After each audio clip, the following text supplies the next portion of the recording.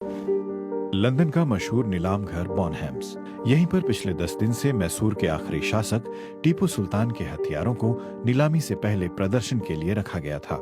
इस नीलामी में टीपू सुल्तान से जुड़े 30 से ज्यादा हथियार और जंग के समय पहने जाने वाले रक्षा कवच जैसे साजो सामान रखे गए थे। लेकिन लोगों का सबसे ज्यादा ध्यान आकर्षित कर रही थी टीपू की फ्लिंट लॉक वाली निजी बंदूक, जिसके कुंदे पर चांदी की धारियों वाला बाघ विराजमान है।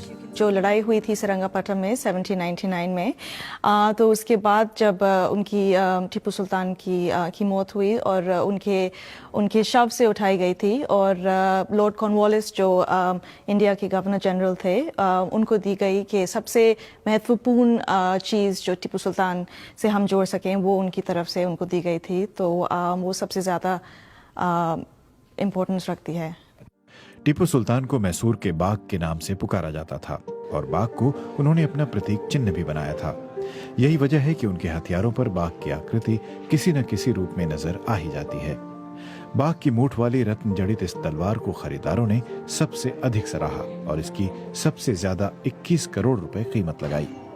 लेकिन नीलाम हॉल के बीचों बीच रखी टीपू की तोप ने भी लोगों को कम आकर्षित नहीं किया। एक 3 पाउंड तोप है जो सेरंगापट्टम में उनके रॉयल आर्मरी में बनाई गई थी उनके लिए।